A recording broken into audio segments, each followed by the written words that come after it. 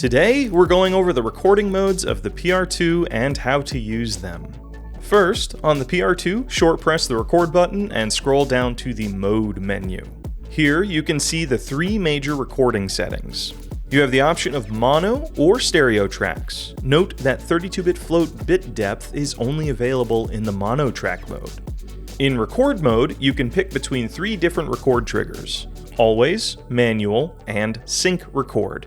Selecting always will begin a recording the moment the PR-2 turns on and stops recording when the device turns off. Manual only begins when you initiate it with a long press of the record button or through the Sidus Audio app.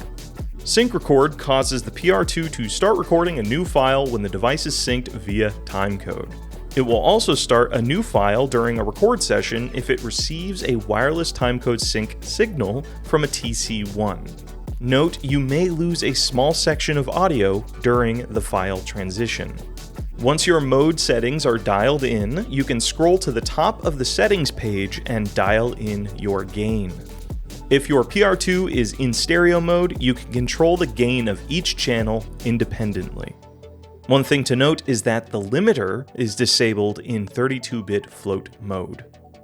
To begin a recording, hold down the record button for 3 seconds. If you don't want anyone accidentally stopping the recording, triple press the power button to lock the device.